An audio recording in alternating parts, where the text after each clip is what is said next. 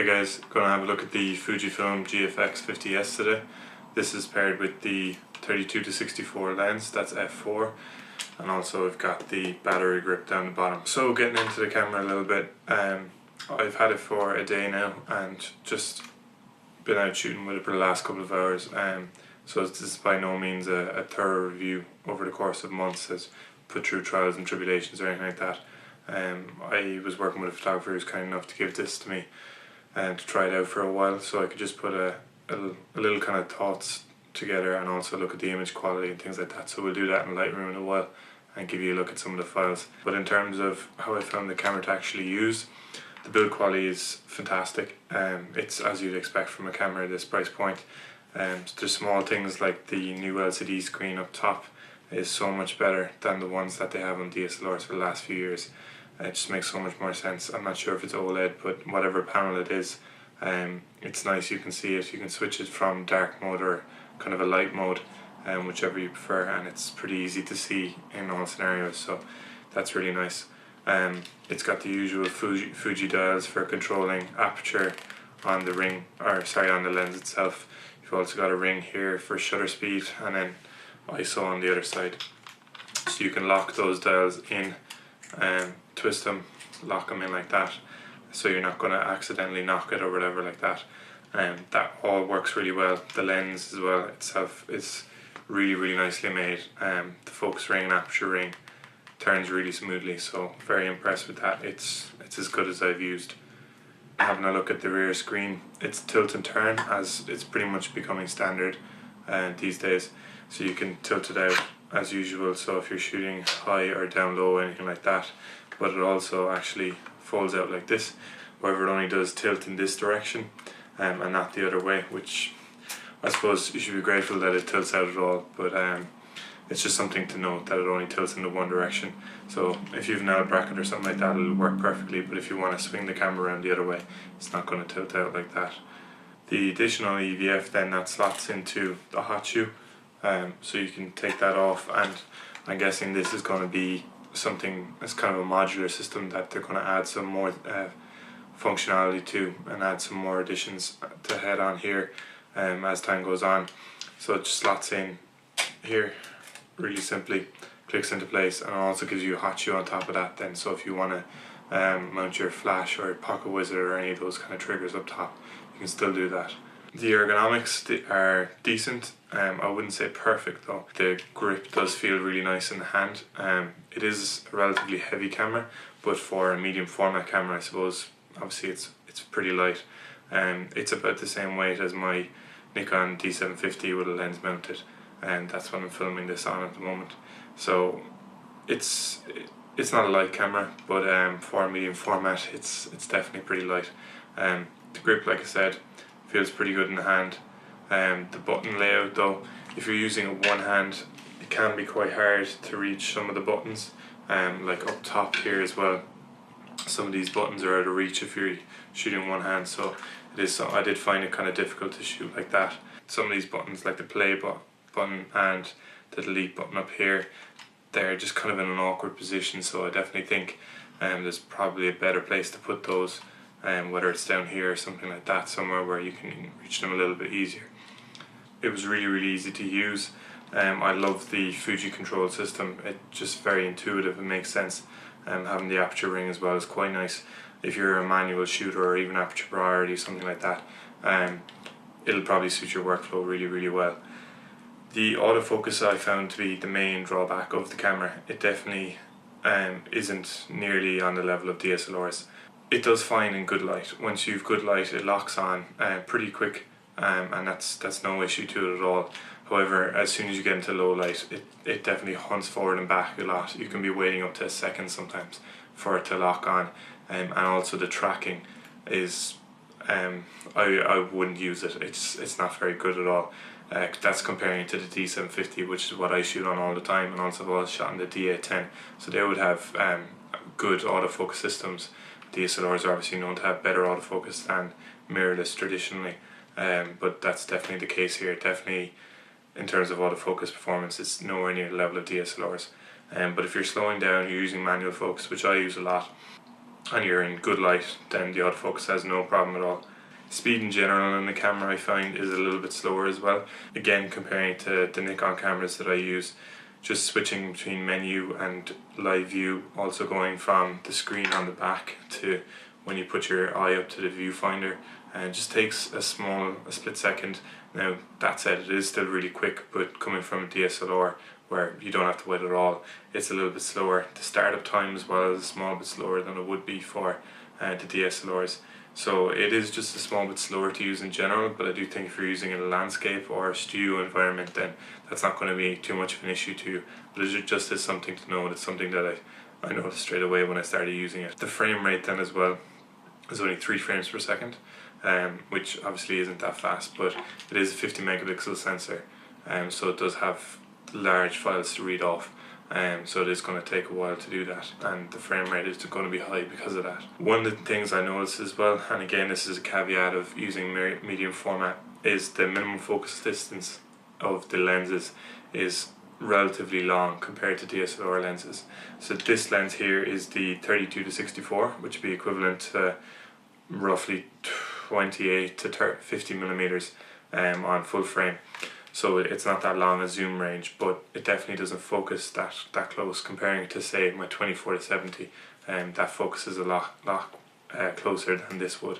Again, just the thing with medium format, but it's not that big of a deal. Overall though, I find the camera is much quieter to use.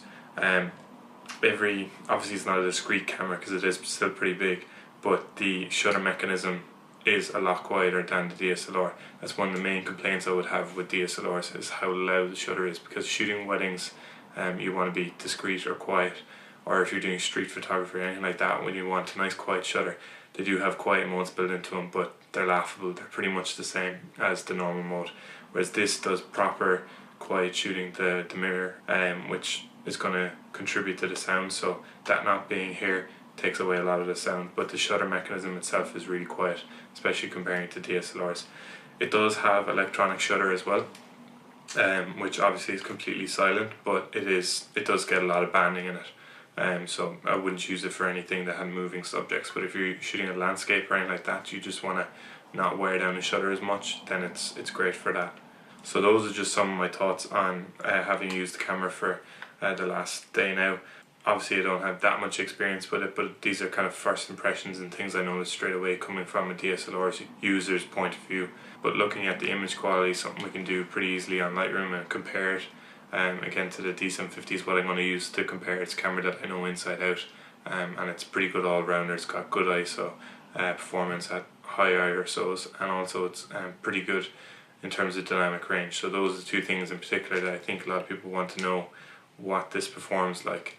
So there are two things that we'll have a look at there on the computer now. Okay, so if I jump over into Lightroom now, just going to have a look at the files in terms of dynamic range and things like that. You can see the ones with the .nef extension here, or the .nef, that's the Nikon raw files from the D750. And the ones here with the .raf, they're the ones from the Fuji. So obviously you can see with this, it's drastically underexposed. There's pretty much no detail in the shadows here. So if I start bringing up the exposure, you can see how much we can draw back. It's pretty incredible. I can obviously push it all the way to 5 stops. It looks pretty horrible, but even three and a bit stops looks not too bad. There's obviously a bit of noise introduced in the shadows, but pretty impressive dynamic range there. Looking at it in comparison to the D750, again, if we look down here, there's, especially in this lamppost, no detail at all, and the D750 is well known for having good dynamic range. So if I bring that up again, 3 and a bit stops, there's definitely a good bit more noise in the shadows, I think, anyway, on the D750, and this bit here just looks like it's non-recoverable. So brought that up, yeah, it's the same amount, so you can see, yeah, you can see there's definitely looks like there's a bit more noise there, and this bit looks like it's unrecoverable, it's just black. So dynamic range is really impressive, better than D750, and I've never had an issue with the dynamic range in the D750. Obviously this is pushing it way further than you would ideally want to, but it's good to know that it's there. Another test I've done with this is ISO invariance test. So what I've done is I've taken a whole series of shots here. So it ranged from ISO 6400, obviously the rest of the settings aren't ideal, it was just middle of the day, but ISO 6400 all the way down to ISO 100. And what I've done is try to equalize the exposure. So you can see with the 6400 one here, I brought this exposure down a stop. The brightness changed a little bit, but otherwise seems the same. And then 3200 remains the same and keeps going down a stop each stop in ISO. I boosted it in post. So what this does is it just looks at the way that the camera actually deals with high ISO. Does it boost it when it's actually taking the shot and is baked into the file, or is it more of a software where basically what the camera is doing is taking a lower ISO file, like an ISO 100 file, and adding 5 stops as if Lightroom was adding it. The reason this is important is because when you're trying to nail your high ISO shot in camera, sometimes you might have to be so concerned with it, because if you compare, let's say an ISO 800 image that's been bumped 2 stops versus an ISO 3200 image that is as it was shot, and they might actually be the same. And this is something that manufacturers like Sony, Nikon and Fuji have started doing to increase the amount of dynamic range. Whereas with a Canon camera, usually anyway, what you'll notice is when you're boosting them a good few stops, like say the one here, they won't tend to look as well, or as if you nailed it right in camera and got the high ISO settings correct. There's a couple other videos that I kind of explain this a little bit more detail, so I'll link those down below if you don't know what ISO invariance is and you're curious. But anyway, I've got the red label ones here, the Fuji files, and the ones here with no labels are the Nikon ones, so we can compare again to the D750. So if we look at kind of an extreme example and take the 3200 image versus the ISO 100 image, just giving them a second to load because they're 50 megapixel files, and with the screen recorder, Lightroom's probably going to be a little slow, so I do apologize for that. Okay, so now it's loaded and I've zoomed into 100%. You can definitely see there's a bit of difference. There's a bit of a color shift. All of these have been neutralized in terms of white balance. But if we look at the one, the 3200 is on the left, and the ISO 100 that would be boosted 5 stops is here on the right. And it definitely, to my eye, looks cleaner in the 3200 image. But the impressive thing is that it's relatively comparable. But if we take, let's say, this would be ISO 1600, I think, or sorry, 800 versus the 3200. So the 800 has been boosted 2 stops. This is very comparable to the 3200. So again, the kind of point of this is that if you're shooting at high ISO and you don't want to push it, but afterwards you think you might have, you know, not nailed your exposure, you need to push it a little bit more in post. It's pretty much the same as if you just did it at ISO 3200 in the first place, and this allows you to get a lot more dynamic range, because if these highlights have been blown in the 3200 image, what you could do if you're getting a similar shadow performance by boosting the 800 image 2 stops, you still will have the highlight detail, though. You can definitely see there's a little bit more highlight detail here than there is in this one, and that would be it's kind of a nice way of getting a little bit more dynamic range. So if we compare that then to the Nikon files, so this again is Nikon files, but the 3200 on the left and the 800 on the right. And if I zoom into 100% just to compare those, something I did notice is that the Fuji does seem to be a little bit more ISO invariant. So that basically means it doesn't matter what ISO you shoot it at, you can boost it afterwards and it'll do the same thing, than the Nikon, which is a little bit more ISO variant. So basically that means that it's more important to get your ISO right in the camera rather than pushing it afterwards. So if you remember when we looked at these two files with the Fuji a second ago, they were very comparable, whereas I definitely think, even though it hasn't completely loaded here, there's a lot more of a color shift here on the ISO 800 image that's been boosted 2 stops versus the 3200. It looks a bit better. I think it's a bigger difference here, and especially if we look at say the ISO 100 and the 3200. So the ISO 100 image, it's switched here now, it's on the left, and this has been boosted 5 stops, and the 3200 is as is, obviously. So you can see it's the color shift in particular is really bad.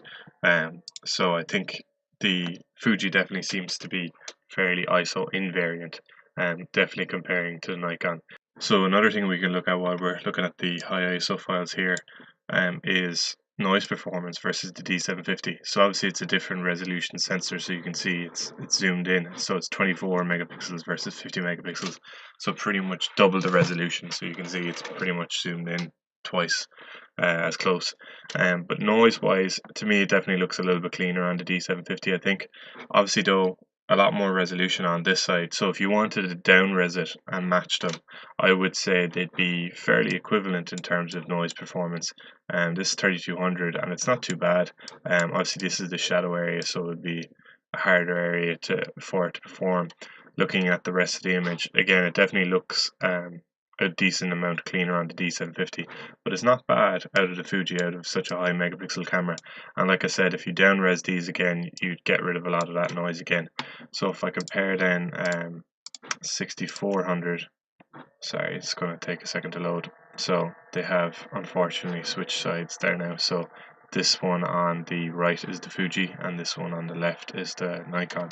So if we have a look back up the clouds here, looking at the clouds again, obviously it's a good bit grainier on the Fuji files than it is on the Nikon files. I think it's considerably cleaner on the Nikon, but it's still decent. And again, just to note that you could down res that and get a similar performance, I think, anyway. So it's pretty impressive. It's by no means amazing, but it's a very decent performance for such a high megapixel camera. So I just jumped over into Photoshop then and had a look at the down-resed file. So this is to match the resolution of the Nikon D750, but the aspect ratio is actually different. So there is slightly, it's a slightly taller file, but anyway, width-wise it's the same. So if I zoom in here to 100% and the Fuji is the bit on the right and the Nikon's a bit on the left, this is the ISO 6400 images, and you can see they're very, very comparable once they've been down resed, I would say. Maybe again slightly cleaner still on the Nikon in my opinion, but still very good. Yeah, especially the shadows definitely look a little bit cleaner on the Nikon, but I think still very impressive from the Fuji. So another thing that's become pretty popular in landscape photography recently is Sunstar. So you can see I just did it with the pole here. Obviously I only had the camera for a day, so I didn't get to test this out very thoroughly. This one was shot at f/18, and obviously this is a little bit more lens specific. This is the 32 to 64 f4, but you can see it definitely gives really nice clean lines or spikes coming out of the sun. And there's a little video here, so if I just fast forward through, you can see it there on its own, and it looks pretty well. And if I go, yeah, so you can see those lines are really well defined. Obviously there's a little bit of flare, but it's nothing too bad. I think it handles the direct sunlight pretty well, the lens.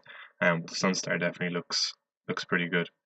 Okay, so just in conclusion, I have a couple of points. Good things about the camera, things that I liked definitely were the weight savings. Obviously over traditional medium format cameras, it's a lot smaller, being a mirrorless camera, and it's a lot lighter as well. The first thing I noticed when I picked it up, like I said earlier, was just the weight of it. It's a lot lighter than you think. The dynamic range, like we saw, is really impressive, better than D750, which has had excellent dynamic range. So I think nobody can have any complaints there. Also, has decent high ISO performance for the resolution that you're getting. It's not as good as the D750, but it's still pretty decent. I'd put it maybe a stop or so behind the D750. It has ISO invariance then, so it's like we went through in the test, and it doesn't really matter if you nail your ISO setting or not in camera, you can bring it back and it looks fairly similar. Not the exact same, but pretty similar. It has great build quality then, feels really good in the hand, definitely built very well, and everything, all the dials and switches and knobs, everything works just as it should and feels like it's going to last a long time. And then of course it is relatively affordable for a medium format camera. It's about, I think, €6,000, something like that at the moment, plus you have obviously lenses, and then if you want to get the add-on EVFs and battery grips and things, that's all extra. But in comparison to other medium format cameras, that's relatively cheap. So it does present kind of a new opportunity for people like that.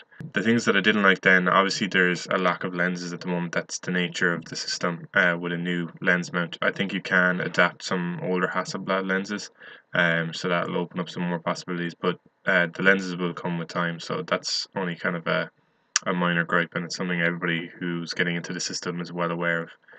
It is a pretty slow camera, like I discussed earlier. It's not great in startup time, switching from the EVF to the back of the screen and all that kind of thing. It's just a bit slower, especially coming from someone who used DSLRs. I have used other mirrorless cameras in the past, but I did think this was a little bit slower than even those. The ergonomics, like I just mentioned, definitely I think could be better. Some of the button placement, if you're holding it with one hand, it can be difficult to stretch around. And then finally, it actually has a pretty slow flash sync speed of 1/125th of a second, which might be an issue for some people. But it's just another small thing to note. Overall, though, really impressive camera. Sensor is amazing, and it's relatively good value. So it's nice to see these new products coming out and giving people more choice with what they can use. So thanks for watching, and if you have any questions or comments, just leave them down below.